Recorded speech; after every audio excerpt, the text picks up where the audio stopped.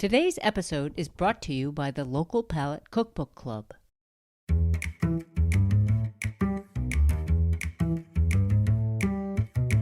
Entertaining cookbooks seem to be making a comeback.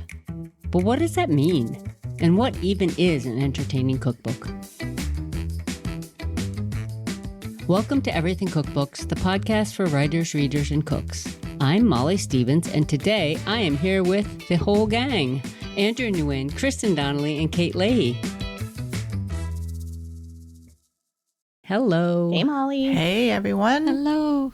When we started the podcast way back in 2022, a lot of our early interviews were authors who had to pivot their projects because of the pandemic to reflect living in isolation. We had limited access to ingredients and travel.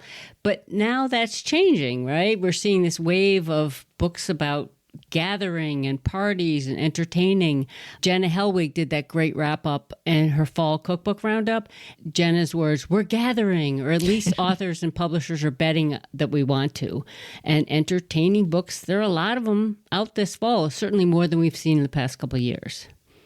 With Thanksgiving upon us, a time when many people are hosting, maybe driving to grandmother's house as they listen, let's talk a little about entertaining cookbooks. Let's do it. So we can talk about specifics, but I thought before we get into specifics, what exactly makes a cookbook an entertaining cookbook? When you talk about entertaining cookbooks, I think about things like what makes a book entertaining. Right. I didn't think of it that way. Well, I think cookbooks about entertaining and can be entertaining. They can be funny. They can have humor. Yes. But they can give so much to us more than just a recipe. So when I think about entertaining cookbooks, it's about gathering and getting people together. But in all honesty, I think that you can find that in any cookbook. You're making something special, you like it, you want to share it with others. Hell, you just turn that recipe into an entertaining recipe. But it's also entertaining. It's fun. I think about it in so many ways, but I know that I am not the average bear in thinking about this because this is a genre, which is what we're talking about today, right? Yeah. Yeah. There's definitely a service aspect to it. I guess all cookbooks are service, but service in there being how to. I feel like there's a lot of how to, whether it's how to be a good host, how to potentially be a good guest, how to set up your table, how to make it easier, how to, make everything ahead so you can plan everything out.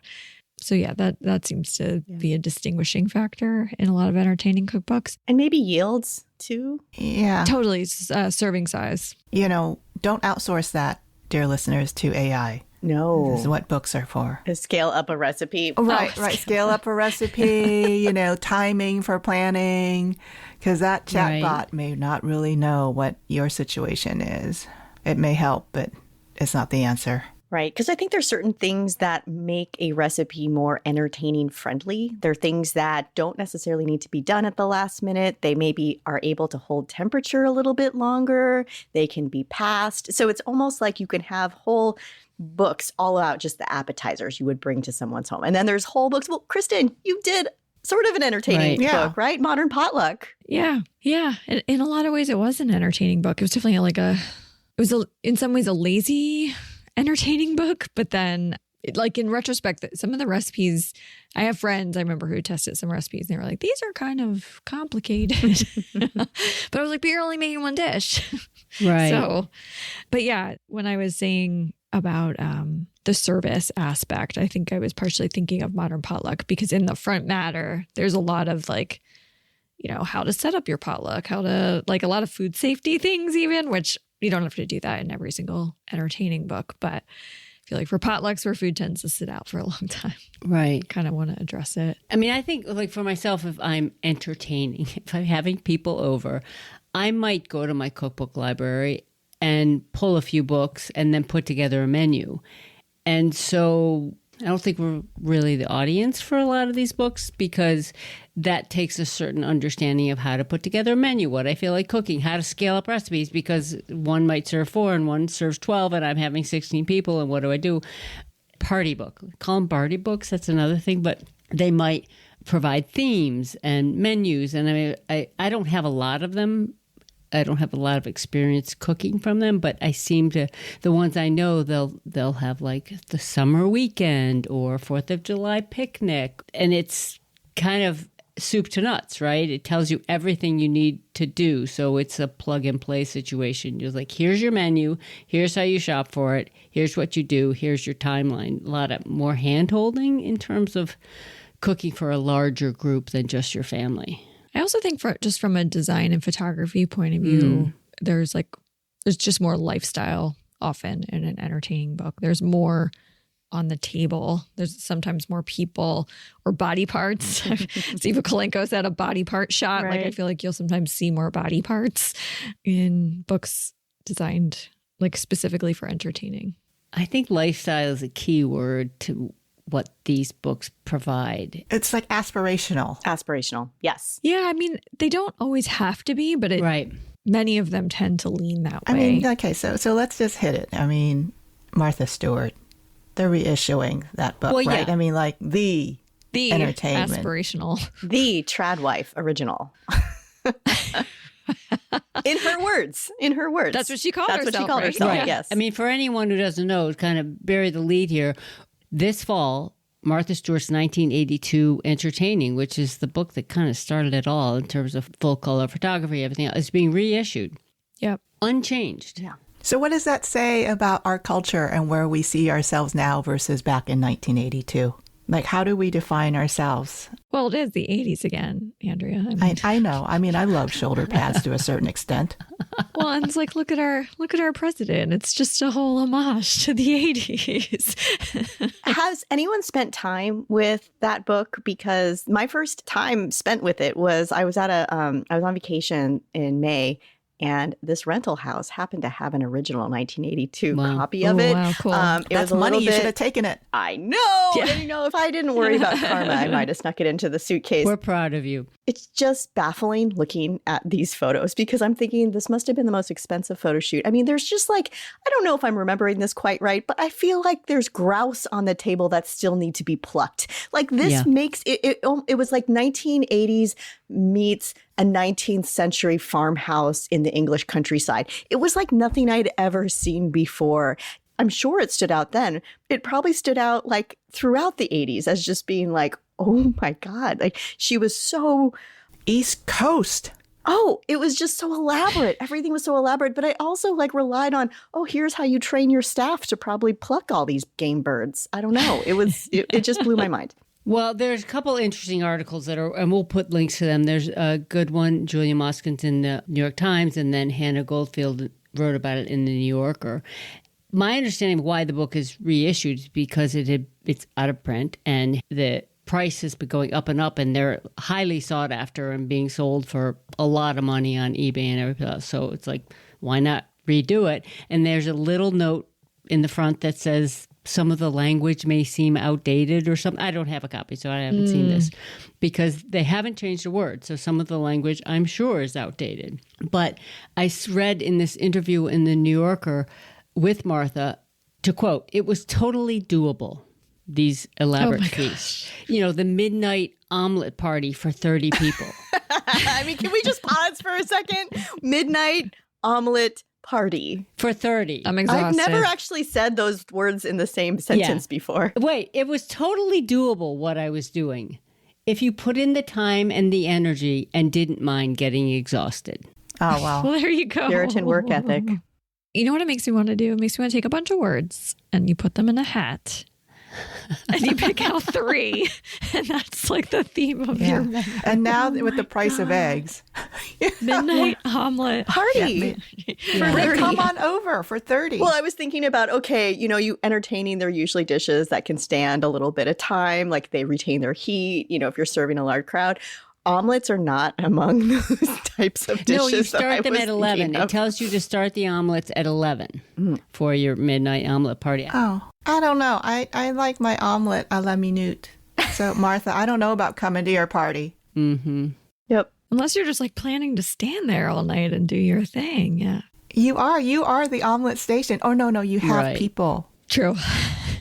You have assistants. But that's not the only. There are a lot of other party books coming out too, and I think Sally Eckes's point was that she was saying that people are craving IRL, real connection. We want experiences. People want to be together again.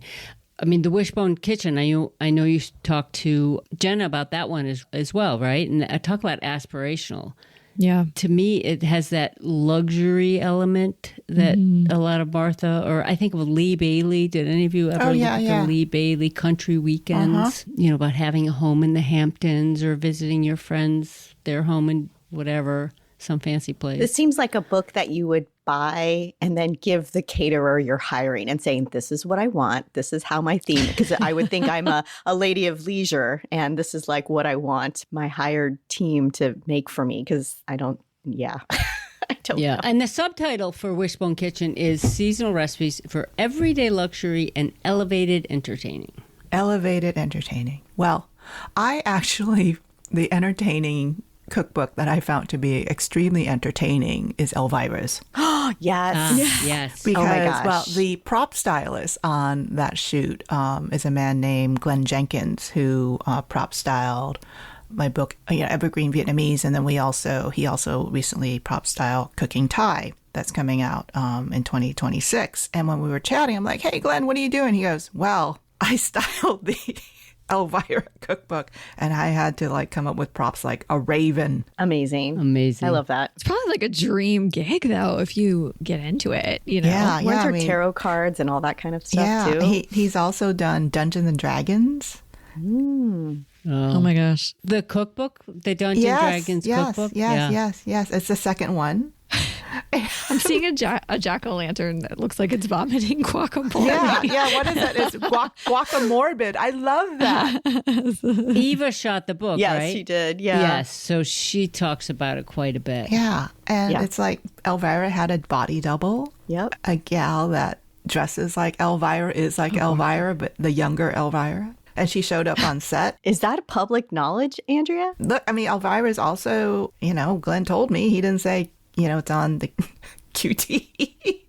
Here we are. You're getting the scoop, the gossip, everything, cookbook listeners. This is an interesting, the connection between the Dungeons and Dragons, Elvira, the Wishbone Kitchen, Martha Stewart. There's a through line of, we may never have these parties or readers. Escapism. We're reading these books oh my gosh, look at those, the grouse and the midnight omelet party. And you're just reading about these crazy, elevated, luxurious. I don't even know if it's aspirational at that point, because I don't know. I mean, maybe you aspire to do something like that, but escapist. Fantasy. Over the top. Yeah. Fantasy cookbook. There's another book, though, that it's actually one that we've talked about on the podcast before, because we had Amy Thielen on and we talked to her about her book Company. And it is also an entertaining book, and it is broken into full menus divided up within the seasons.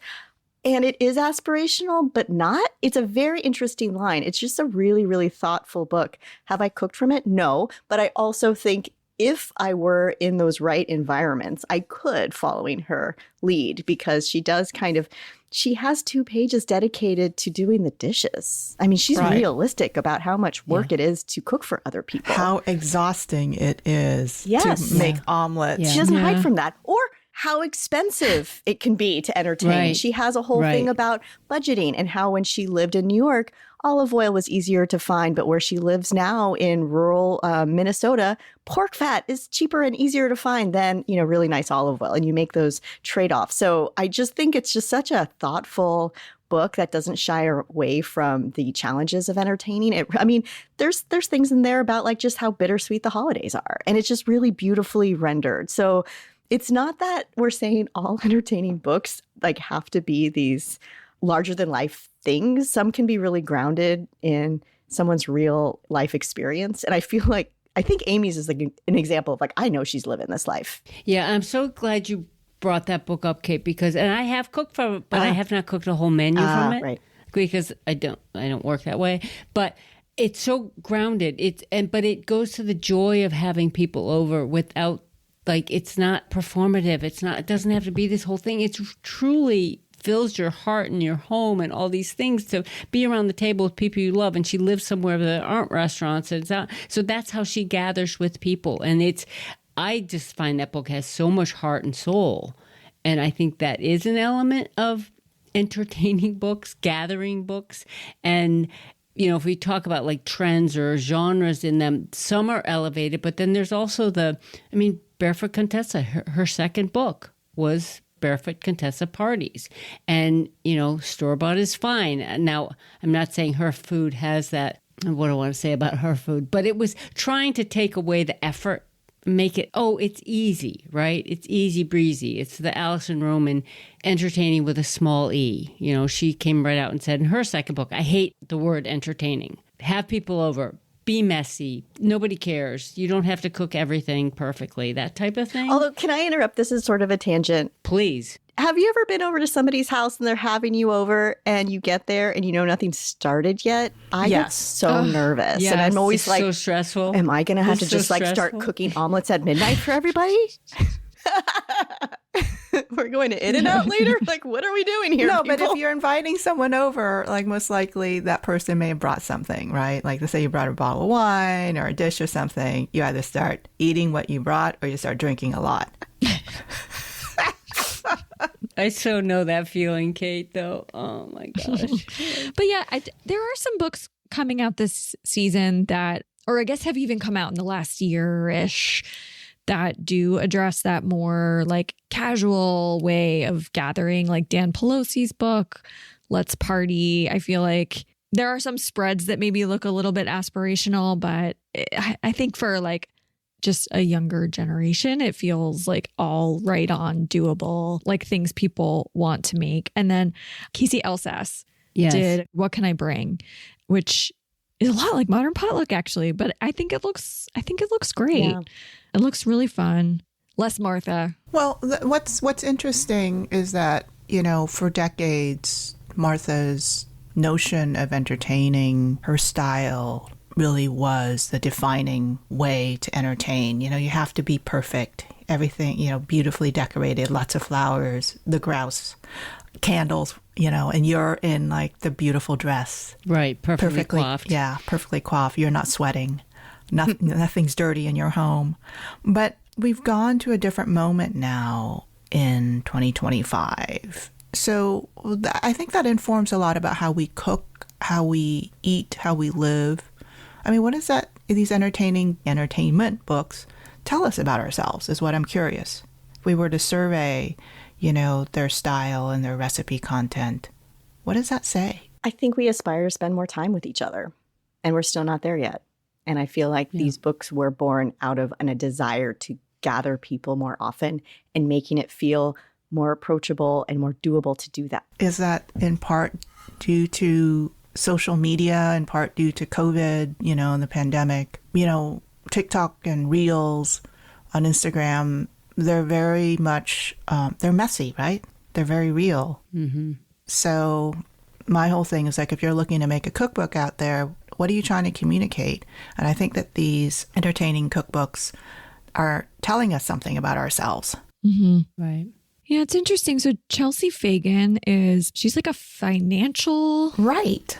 Like personal finance influencer leader. She has a company called The Financial Diet, but she's dabbled in writing romance. And then she has a book that just came out, I think actually called Having People Over, with the idea that entertaining shouldn't be so fussy. And that it's a part of a healthy lifestyle.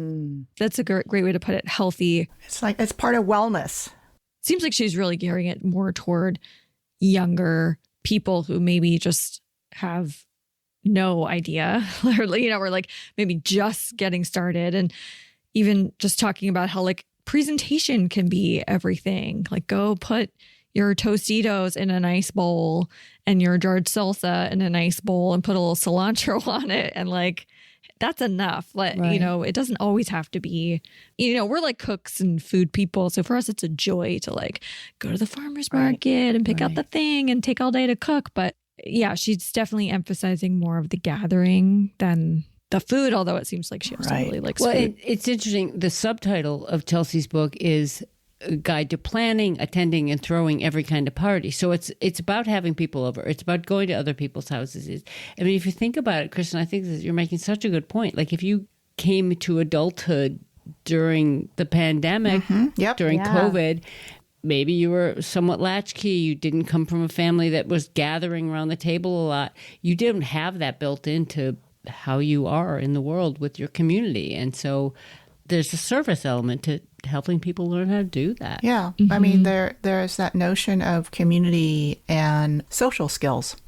You know, there's a particular university, I recently read about it, that is a private university that a lot of well-to-do students are attending.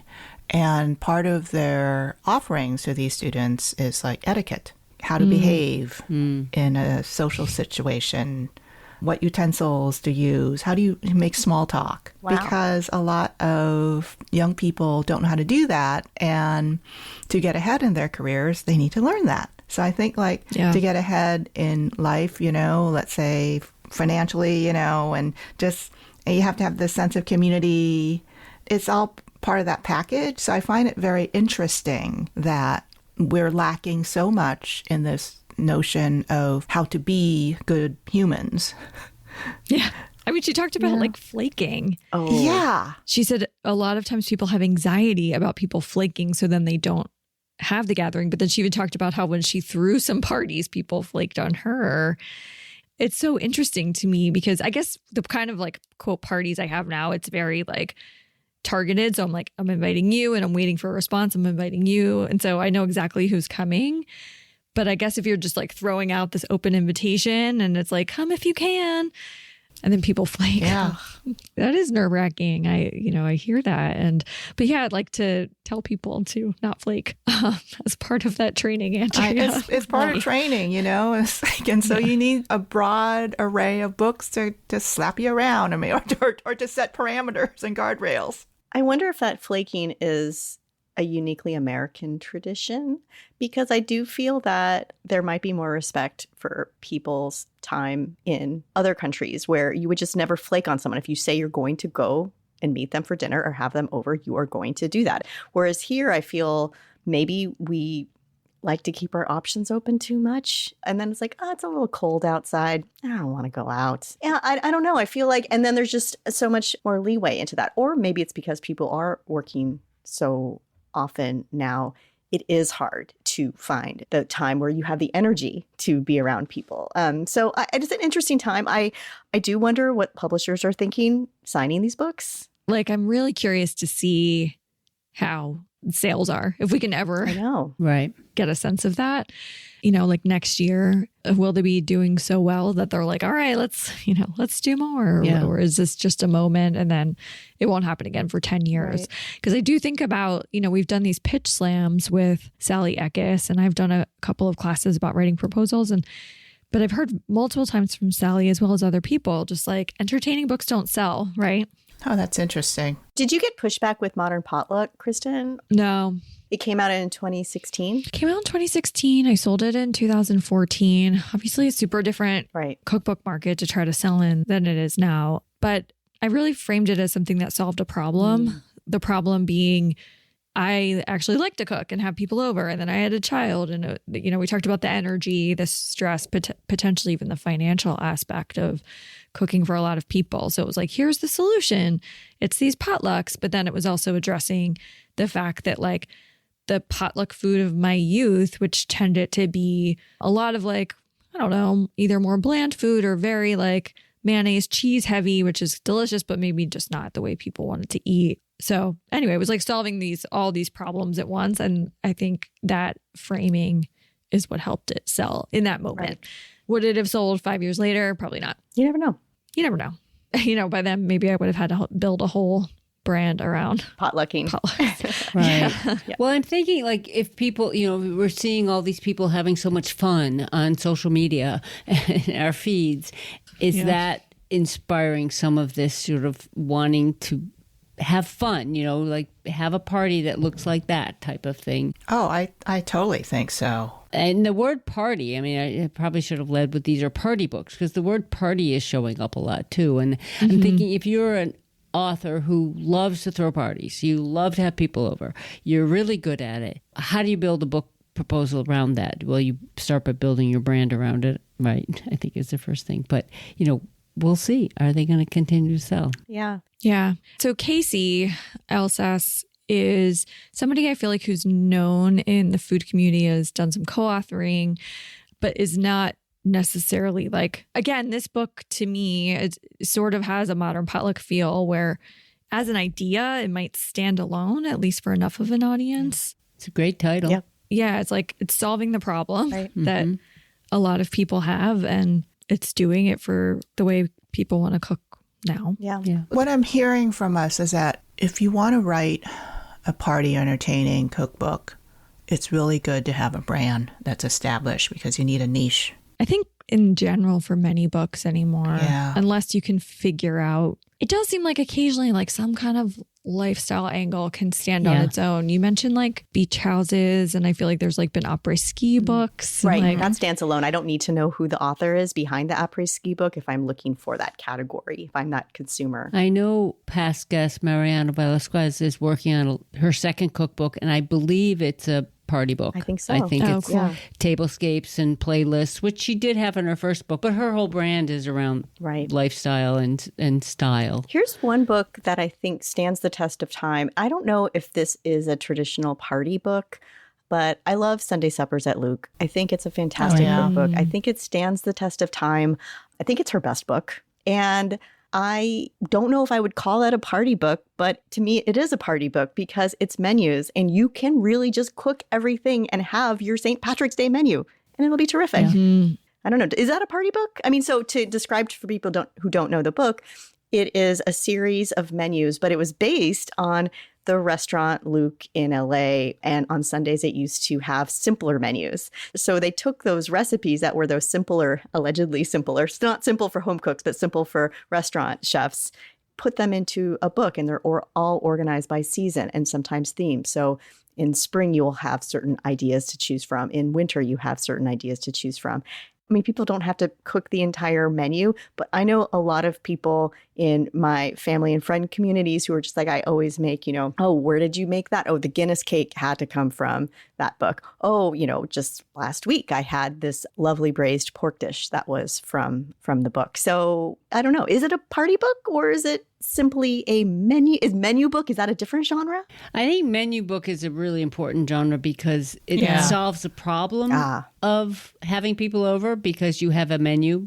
You can do everything on that menu, or the yields will all match up, that sort of thing. But it's risky too. Because Yeah. it's risky if you don't want to, I like this, but I like this from the other one. If you start like piecemealing. Yeah, but I mean, menu books are kind of fun. Yeah. I feel like it's almost a subgenre of entertaining. I think so. like a theme, you have themes and we all love themes. Yeah. And I think with the holidays being upon us now, that especially with Thanksgiving, right? Right. Yeah. You know what? Sunday Suppers at Luke, it's kind of reminding me of the book Staff Meals by David Waltuck Yes. from Chanterelle. Love that book. Yeah, it's such a cool book. And in culinary school, my chef actually was the sous chef for years at Chanterelle. And he's like, it's so David Waltuck to like not do a Chanterelle cookbook, but to do a Staff Meals cookbook. But yeah, all of those recipes tend to like serve a lot. On the cover, it is like the staff gathering, sitting around a table. And it is kind of in that interesting line of like, I don't know, sort of like Sunday Suppers at Luke, where it's like a restaurant, Right. but not. It works because it's the restaurant. Yeah. It doesn't work if it doesn't have a restaurant pegged to it, I don't think. Because the promise is restaurant flavor, but simpler because this is their simpler food. Got it. The Paul Kahn book I thought was kind of a miss, though, to be honest. Cooking for good times. Right. I think it didn't deliver on that promise of it's going to be a casual backyard cookout, and it just suddenly becomes this whole complicated thing. Yeah. Yeah. I feel like that book was, I hate to say it, it's a 10-speed book. I just think it was a miss in the types of recipes and the collection. Like it just didn't hit the same way that like the Chanterelle sort of staff meal or the Sunday Suppers at Luke book. It's really hard for those to hit. And also they're just really well done books, Yeah. Mm-hmm. I mean, like I remember like tailgate party books. Oh. Those are fun. Those are entertaining books, right? Yeah. I have a little section on picnic books just because they're sort of charming. I mean, I don't need a book to go on a picnic, to figure out what to take on a picnic, but it's this sort of interesting, there's certain parameters or what you could take on a picnic. And so there can be cool themes. Mm-hmm. I love that book, The Picnic, by Marnie Hanel and Andrea Sloniker. It's like an artisan book. Oh, yeah. And it's beautiful illustrated cover. And they've done a few books since then, all in that like lifestyle angle. I want to say there's like a cabin food one. And I can't remember if there's tailgating, Andrea, but I feel like there's something else. Let's see, the camp out and the snowy cabin. Yeah.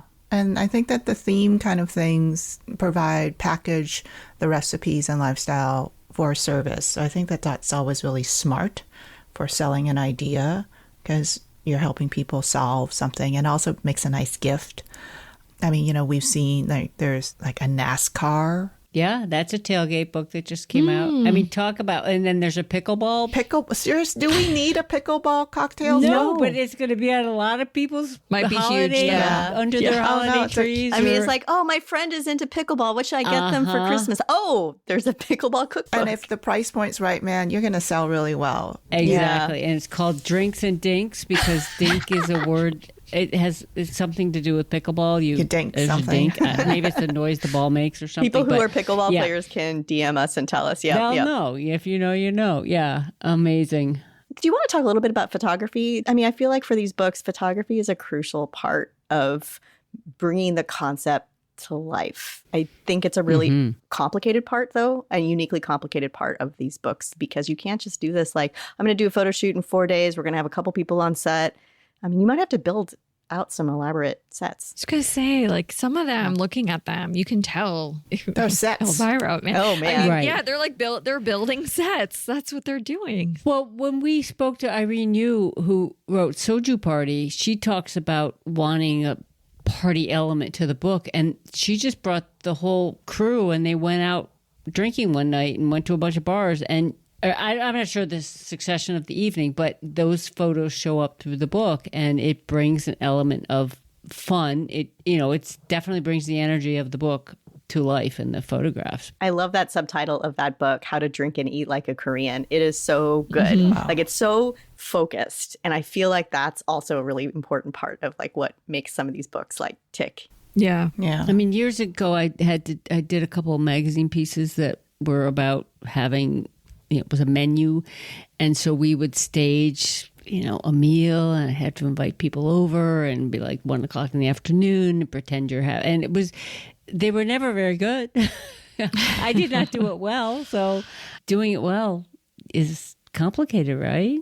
There are a lot of expectations now because you got to really, I think in the photography and design, bring on the vibe and communicate it well. Yeah.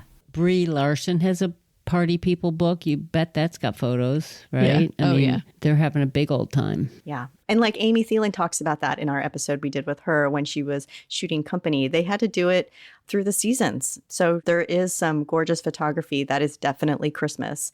They did not shoot that on the 24th or 25th of December of when they were working on this book. I think they did have to set that all up. And Amy had to do a lot of work, probably making all that food. But it does have a feeling of realism, those photos in that book that they do capture. I'm sure these were real people that she has these parties with, and they were really invited to come over. I think it's something then to think about if you're considering doing a book about party or entertaining. How deep do you want to go?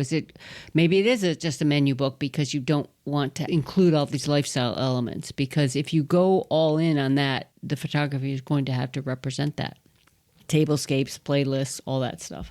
I can't believe I just used the term tablescape. Tablescapes are fun. And I'm thinking of like for the Mariana Velázquez interview that we did about her first book, she had elements that she wanted to do, but they shot it, I think, in 2020. And it was a closed set, and there was definitely things that they couldn't do. Well, they were going to go to Colombia because the book is called Colombiana, but they couldn't. So they changed things. And we'll put links to those episodes, the Company one and the Mariana one in the show notes. So you can go back to listen if you missed it the first time around. But they're interesting, especially if you're curious about what it takes to put these types of books together. Would any of you want to do a book like this? Silence. Done. That's right. Yeah, Check. Crickets. Check. Wine style, I feel like in some ways has a Yeah. little bit of like Oh, that's true. A little sprinkle. Yeah, a little sprinkle of entertaining in there, right? that's true. It was shot in 2020 as well. And one thing, I was not allowed on set because it was a closed set, but I did ask, I said, I really need people in it. Like, I don't want it to just be the food. Like, I need, well, I didn't use this term, but now that I know it, a body part moment, you know? So they really did. They hired a prop stylist for a day to model. And then Erin Scott also recruited her kids to provide more hands. And they did bring the human element into the book, because I just thought this is a book about like making wine easy to hang out at your book club or whatever. Like, you need this idea of human interaction there. Book club cookbook. A book club cookbook. Yeah. Yep.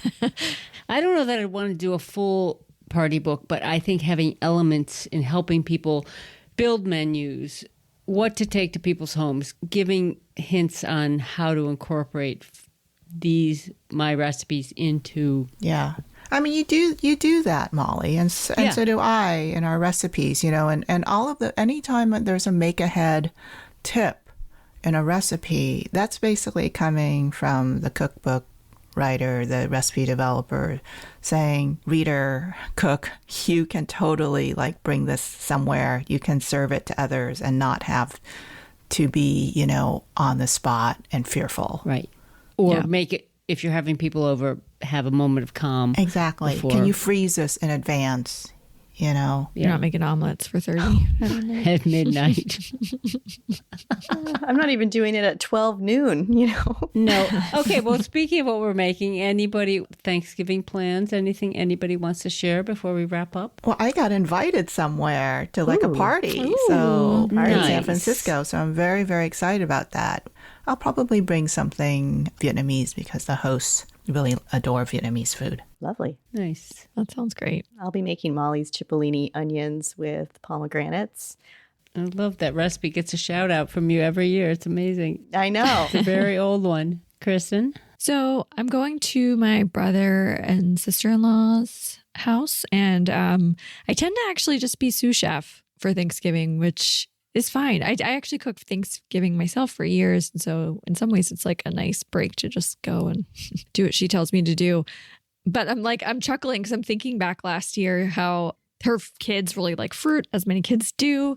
And she had all this watermelon. And I was like, oh, you have Parmesan. I'll just do like watermelon with Parmesan and black pepper, like for the adults.